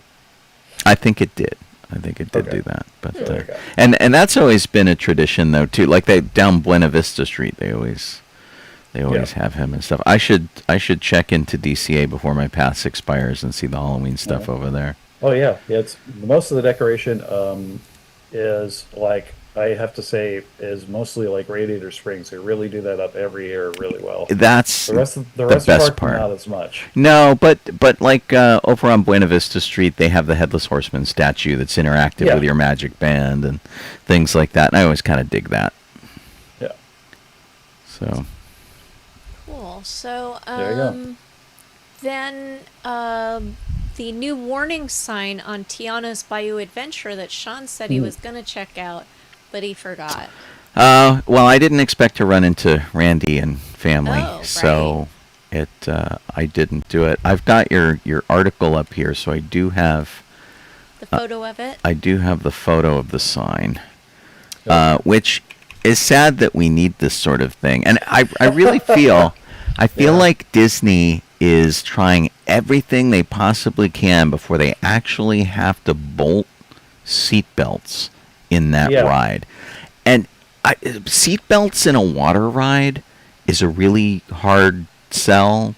I know that they have a different kind of apparatus over in DCA for the Grizzly River Rapids or whatever. Oh, the Velcro strappy belts. Yeah, it's kind of because you don't want people to be trapped in the ride car if something goes wrong with the water. And it's not like there's a history of that happening. They've never really had that happen. But people keep climbing out of the stupid cars, and it's like, why?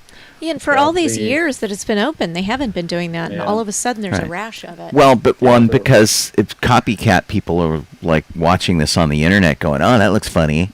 Yeah. The things on the River Rapid ride, they have to have restraints because that thing bobs you everywhere. It's gonna, so it's You could get they're gonna hold you tossed. in. You could get tossed Yeah. out of that if you didn't have a seatbelt. But it is also such a wide ride vehicle that it is unlikely that it is going to turn over.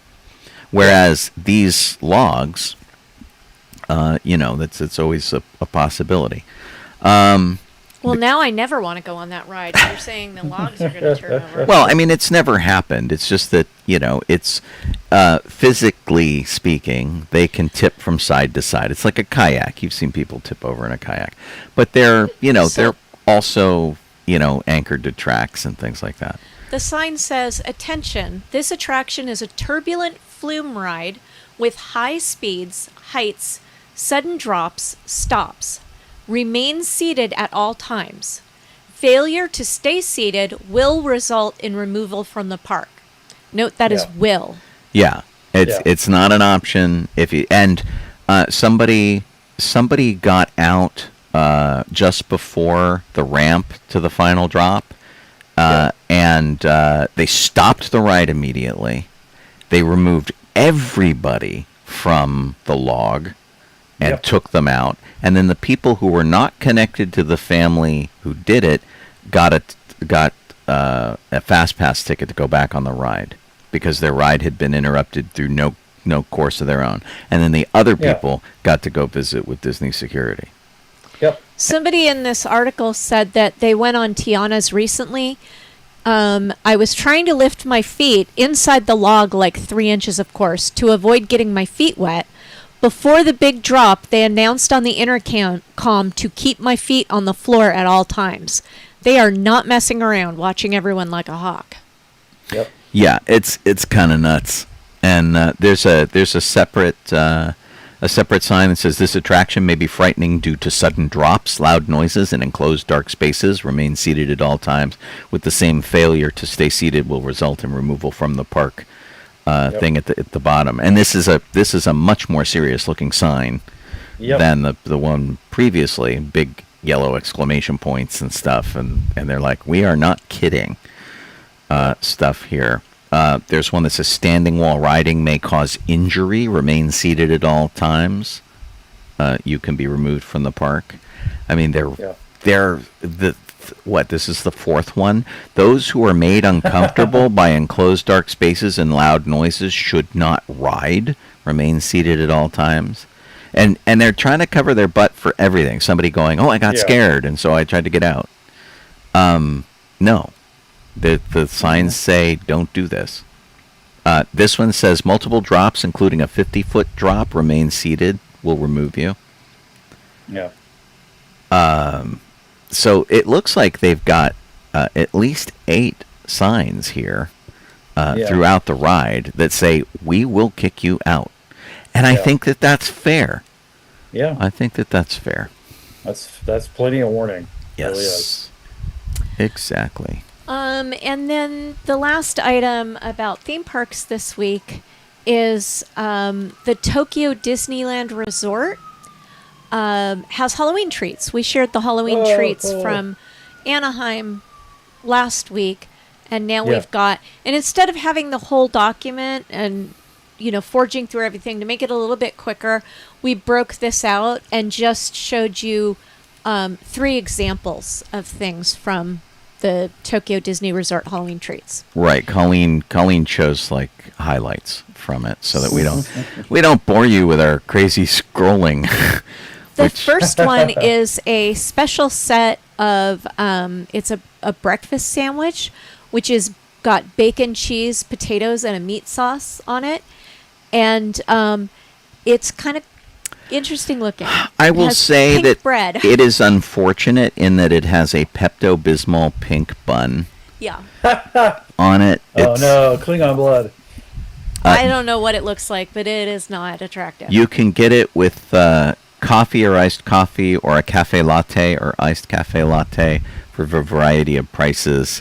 But yeah, bacon, cheese, potatoes, and meat sauce is what that one is offering. And then The next one is a special hot dog set, which has on the hot dog is sweet chili meat sauce and cheese sauce. And when I first looked at this, I thought it was like seaweed or kelp or something. Yeah. yeah. It is also. It also has the pink bun, and it is not attractive looking. It Hopefully, it tastes better than it looks. there's a cheese sauce which is basically this white strip at the top of the thing. So you have a hot dog, and then like on the right is this cheese sauce, and then on the left is this like meat sauce. Sweet. Oh. So it's supposed to be like a sweet chili dog, but the presentation, we saw much nicer food when we were there. Right. This food is less so. It's really kind of goofy. And then there are many things that are not goofy looking. They just look like normal food, and there are sweet treats that are very similar to the ones that you get in the U.S. parks. But the last thing I wanted to share with you guys was a souvenir cup that you can get. It's like a coffee cup, and they also have a little plate. I can't tell if it's supposed to be a saucer, but separate purchase, you can get a little plate.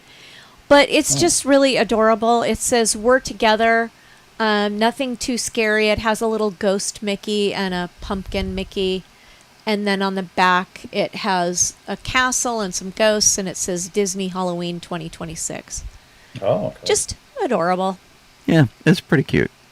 And it's it's kind of like some of the Starbucks mugs and things that they have, except rounded at the bottom instead of cylindrical. Yeah. And the art is all whimsical, and the ghost is very cute.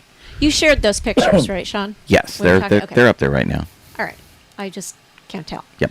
Yeah. So I've seen the first pink bun right now. Oh boy. yeah, Yeah, sorry that you guys have a delay. It looks like chewing gum. yeah, it does.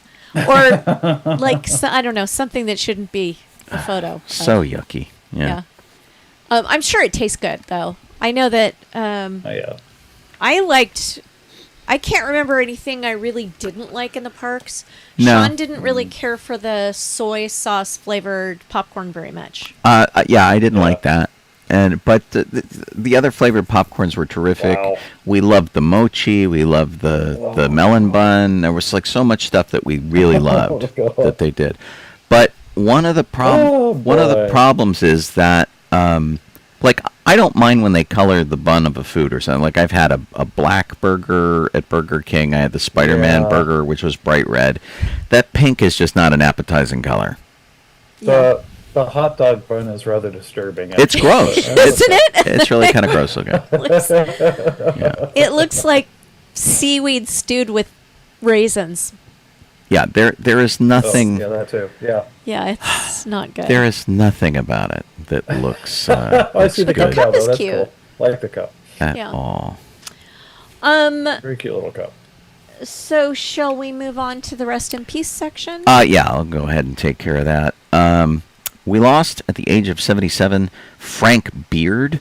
Frank was the drummer for ZZ Top, and he was strangely, ironically, and probably because of his name, the guy in the band without a beard. He occasionally had like a little short one once in a while. Mostly he had a mustache.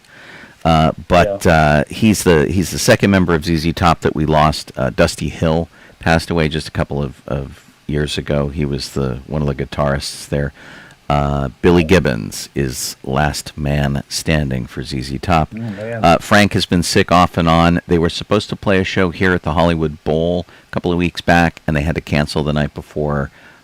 Frank had to go get some medical attention, and it sounds like he didn't recover, so that's unfortunate. That's a bummer. But as drummer for ZZ Top, ZZ Top's kind of an amazing band in that they formed in the early 70s, and they liked each other, and they loved making music together, and there was no drama. They didn't have drama. They just played music, and they were great, and a bunch of, good old boys from Texas knocking around, and they all felt very, very grateful to have found each other to make music with. And you just don't hear that in a lot of music groups. So they were something special. Whether you like their music or not, they managed to pull it off, which is kind of nuts. Tommy John passed away. Tommy John was a fixture of my childhood.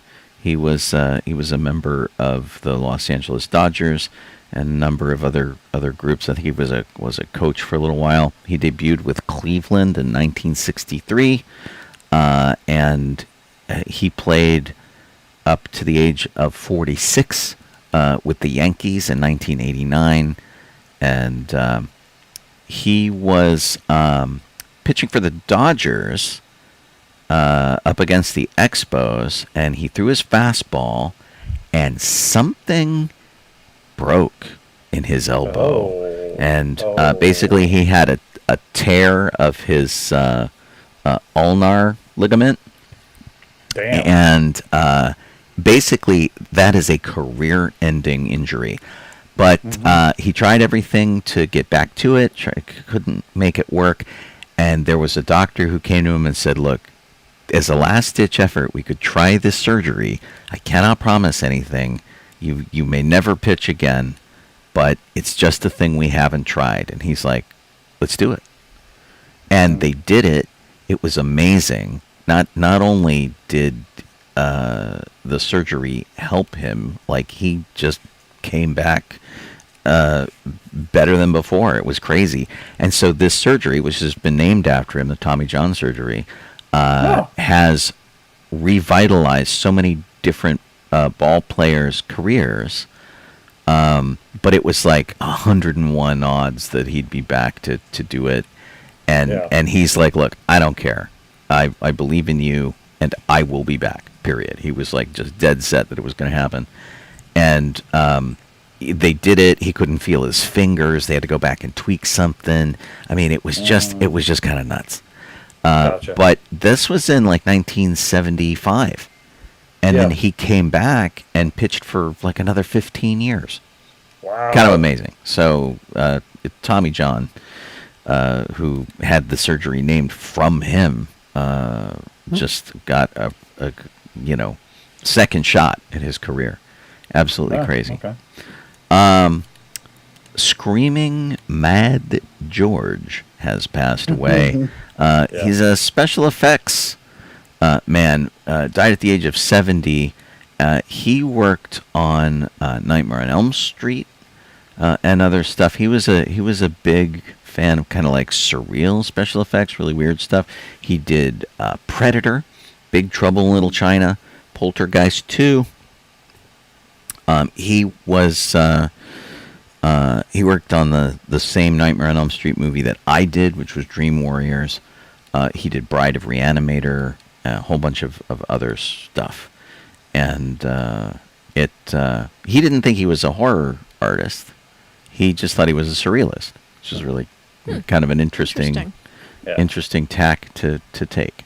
So, but anyway, he got his start at like the age of 20, I think, and probably contributed to some of the stuff that you like. And then the really kind of sad one this week, at the age of 36, actress Hayden Panettiere passed away. This article says she was found in cardiac arrest. We're still learning what happened with her. We don't really know for sure. Yeah. But she was a child actress who went on to some success, and then eventually ended up in the television series Heroes, where she became the cheerleader for whom they needed to save the world. So she was essentially the main character of Heroes, even though it featured a whole ensemble cast. She went on to be in Nashville, where she sang. She had a separate singing career. She was enormously talented, but her private life was a disaster. She had a child with her fiance, who I think was he a fighter? And she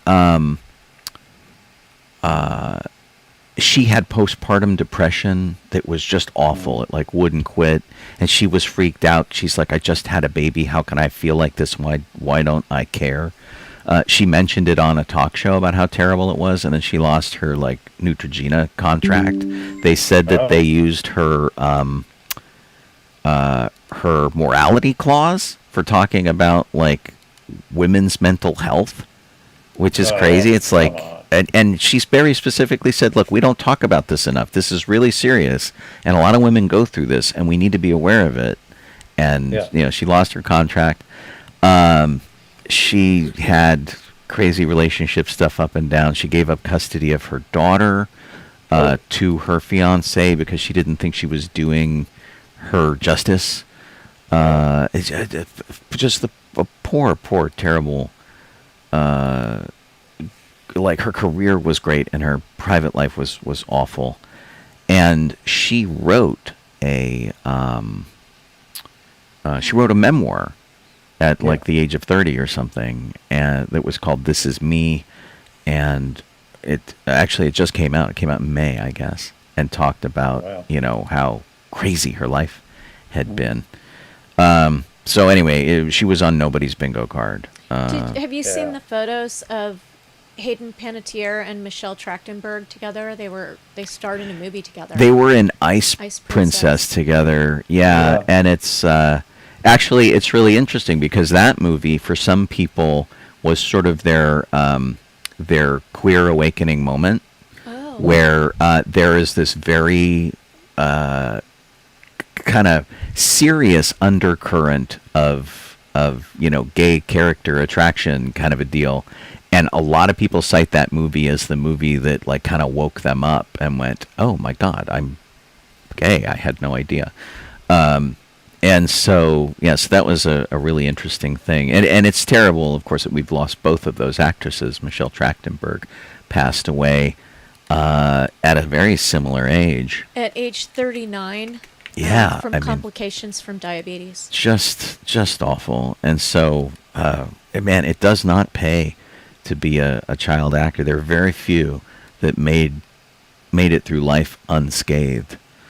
So anyway, well, of course, we're still getting more information about how she passed and whatnot. And her daughter Kaya is already with her ex-fiance, who's heavyweight champion Vladimir Klitschko. They're living in France, I think, and so like her family's taken care of. But it's just an awful way to end. Her daughter, I think, is 12. And it's just, I feel awful for their family having to go through all of this. She's just too young to have this. And, we'll have to see what's going on. We don't know if it was just her brother passed away with heart issues. He had a problem with his heart. back in 2023, he had enlarged heart and valve complications. And Yikes. I don't know if she had similar issues or not. I guess we'll find out eventually. Anyway, it's horrible news for sure, and kind of a surprise to everybody, especially because the character she played in Heroes was immortal. Yeah. And, you're just kind of like, wait a minute, how can she, be gone? So, sad news. Jeff, you want to take a beginning of the speed round? Sure. Well, coming back to Florida, Epcot in particular, they are going to be bringing back Dreamfinder and Figment, of course, to the Journey into Imagination ride or whatever. And so there was a hosting whole part of this little thing was hosted by Neil Patrick Harris. Came out at dressed as Dreamfinder with a little stuffed Figment on his arm. I saw that. But they have more. They said they have new stuff that they're going to be doing more, so to speak. Their wording was a new journey into an imagination with Dreamfinder and Figment. They want to do more. They're bringing them both back. I doesn't really say specifically for the ride, but the way that they're wording it seems like it's the ride, not just him walking around outside. So. Well, so Figment, which is the little purple dragon, was voiced by Billy Barty, as I recall, and Dreamfinder in the ride was Chuck McCann. The actor Chuck McCann, who'd done, he was he Tracy the gorilla in Ghostbusters? Could be. Yeah, something like that. Or he was in Far Out Space Nuts. I know that for sure. Oh yes. Which was crazy, and so like he'd done a lot of kids stuff and whatnot, but he did the friends with my dad. He was the voice. Yeah. And I met him at a whole bunch of events too. He was pretty nice, if gruff. But he was He kind was of the voice of Sonny the Cuckoo Bird from Cocoa Puffs. Oh There you really? go. Yeah. Oh, right on. He was also in voices in DuckTales, Powerpuff Girls, Fantastic Four, and Adventure Time. Wow. Busy dude. Yeah. So if they're doing new content and they had Neil Patrick Harris dressed up as him, maybe he will be doing these new audio tracks and whatnot. You never know. I mean, I don't know how well Neil is as. I mean, I know he's done voice work, but I don't know if he is going to emulate what Chuck did before or do something different. Well, I'm sure there'll be some sort of consistency, but he'll put his own spin on it. And of course, they know he can sing, so that won't be a problem.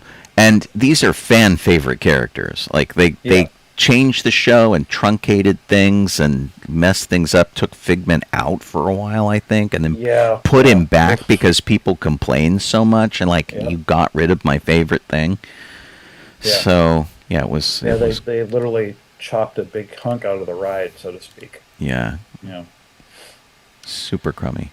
Sean and I, before the show, so earlier today, I think it was Kit posted an article on DB94, our chat that we get ready for the show on. Right, our group chat. And it talked about how Jack in the Box is making these cosmic cheeseburgers that will only be available at one location in Southern California and only available until September 2nd.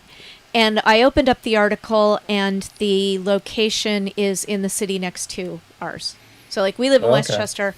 It's in Inglewood, which is bordering on Westchester. And so we ran over there before the show with some difficulty because Google Maps took us all over the place getting there. Stupid Google Maps. So it took longer to get there than it should have. And then from the moment when we got into the restaurant, there were 2 people in line in front of us, but it took quite a while to get through the line. Everybody was going really slowly. And then it was 20 minutes from the moment we, like, on our receipt, it said Oh my god. that it was. Yeah, we spent 30 minutes in the restaurant getting Yeah. fast food, and 20 of that was after we had placed our order. Yeah, it was Oh, good grief. $5.59 on our receipt, was and really we a didn't bummer. get our order like until 6:20. So we barely made it home in time to do the show. Ah, It was very fraught. And I feel like, because at first it seemed like, gosh, they're doing all this drive-through business and they're not paying attention to the very few people there are inside the restaurant. But then we realized that the employees kept walking out into the parking lot, and it was because the people from the drive-through kept having to go and park Right. and wait for their order. And we're pretty sure that the burgers were what was slowing everything down. And we asked why it was taking so long, and she said, it's all these burgers. And we were like, looking around the restaurant going, there's nobody in here. Right. And I was listening to the good grief. I was listening to the drive-through, and it didn't sound like they were ordering the special burgers. It just sounded like they were buried under Yeah, stuff. I don't So know if maybe they just were didn't have understaffed. enough people or what it was, but it was like, Yeah. if it was these burgers slowing it down because there's only one machine or something like that, oh, could be. then there's no way this will work because it's slowing everything down too I didn't much. get this picture downloaded, so you get a cheesy one off my phone here. Yeah. This is what the burgers look like. They're essentially like burger paninis. Yeah. they're made on little their- flying saucers. They're made on their ice cream machine that makes like ice cream sandwiches, I guess. The thing at the bottom is a cookie, if you're wondering what the heck that is. And it's, I mean, one was better than the other, I think. The Philly Chili Cosmic Jack is it's shaved Philly steak, chili crisp, grilled peppers and onions, Swiss style cheese and mayonnaise sealed inside a buttery Hawaiian bun. And then the whatever their machine does is it takes the bun and it squishes it down and then seals the edges like it's a one of those peanut butter and jelly frozen sandwiches that people really Oh like. yeah. Crustables. Uncrustables. Yeah. And we didn't read the description, and so we didn't realize there was chili crisp in it, and we're not expecting it to be spicy. Oh dear. However, this was, in my opinion, far and away the better of the two sandwiches that we tried. The other sandwich was basically a cheeseburger that they smashed in this machine and put together the edges on. It was just a burger. It didn't. Yeah, I think they're just trying to make it look like a flying saucer. Well, But it didn't. The burger didn't taste very good. it was supposed to be like a Oh. bacon cheeseburger in this bun, and Yeah, but it Yeah. didn't. It didn't make it better No. than the burger would have been. Like I feel like the burger wouldn't would have think been so better. either. yeah, not- the burger would have been better. Yeah. it's fine. There's a novelty there, but that was all. The shaved Philly cheesesteak, I would go and have another one of those. Yeah. That was good. Other than the knowing that it takes 20 minutes by Google Maps to get to the location. Oof. And which is, not very far away from us. It- And then 20 minutes after, 30 minutes in the store, it wouldn't be worth it to me Damn. for what you get. Yeah. Yeah, it was not good. But if all of that weren't what was happening, like the time and everything, Yeah. it would. Yeah. The Philly steak sandwich, I would definitely have that again. I thought it was good. Yeah, it was good. It was, but And then yeah, the delay was terrible. And then the other thing, so they were selling these little plastic Jack in the Box characters that were bag clips, and it said collect all 8. And so I said, "Oh, how much are those? And which ones do you have?" And they said they're $5 a piece if you buy them without a meal. They were and $4 a piece. They were $4.99. Oh, I thought it was just $4 straight. No, Oh, it golly. was $4.99. And it's luck of the draw. You don't. It's a blind box situation. So we're Gotcha. like, no, there was only one that we thought was cute, and definitely not worth it. And then there was another thing that said there are these Jack in the Box cookies, and try all 4. And so we did go for the cookies, which were less expensive, and they're, sugar cookies and what have you. And we thought we were going to get 2 different ones of the 4. And the woman searched through the thing and picked out 2 and gave them to us. So I don't know if she was looking to see if there were 2 different ones and didn't come up with them, or if she thought we were children and had to have the same thing, or was mad at us because we were kind of. I don't know. It was. I mean, we Bizarre. were certainly grumpy that we had to wait so long. Yeah. No, I mean, we weren't mad at her. No, we anything. weren't. We were just we like, weren't yelling, we're but in we a were hurry. we were just snarky. Yeah. So yeah, it was kind of weird. So Well, yeah, we this made it this 10 says o'clock. online that they're $4. So Oh, I must have misheard her then. It sounded like she said $4.99 when she told me. before we sign off here, I did want to bring up something that if you listen to the station, you know that we are not really sponsored by what we do. Public service announcement for a group. It's called the Brown Coat Auxiliary Depression and Anxiety Support System, or BADASS, if you want the acronym. You can go to badass.org or wearebadass.org. And basically this is an organization put together by fans to help with mental health. And so we were talking about Hayden Panettiere, the rough life that she had, and that her mental health was like up and down and kind of crazy. And it's hard to be like alone for that kind of stuff. And Badass is there to talk to you. And then they're a 501c3. The people on the staff who run this are accredited, and they will point you towards a place where you can get additional help.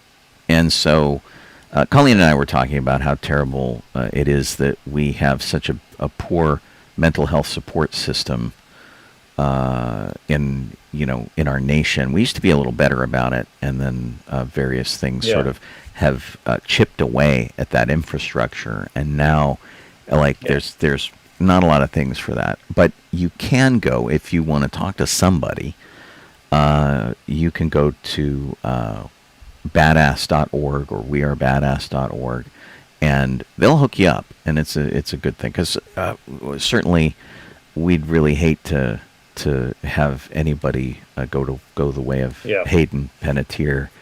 And in her case, she went through a lot of problems, and I think she went through a lot of her problems by herself when she didn't need to. We have support systems for things like this, and you need to take advantage of those. And it's hard to admit that. It's hard to say that. I get it. You don't want to tell anybody, I'm feeling really weird. But, you know, we like you how you are. So if you need it, or you know someone who needs it, this Badass group, for whom I play an ad every day as a public service announcement, is a really good group. They're good people. And they are us. They are fans of everything. And so, just wanted to let you guys know that that's out there for you or for someone else. It is a pretty important thing to have backup, and Badass is there to do that. Even if you didn't like Firefly. And seriously, who didn't like Firefly? Come on. I would be embarrassed to admit that.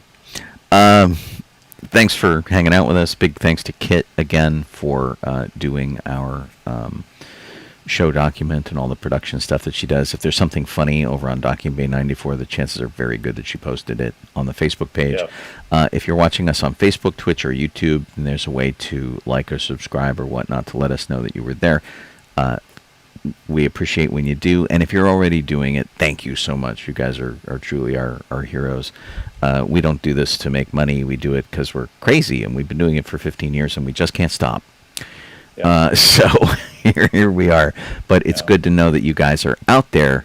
Otherwise, we would just be talking to the air, and that would be a little bit bizarre. Yeah, a little weird. I'm calling Kaylee Crosby. This is Jeff Solo Donoho.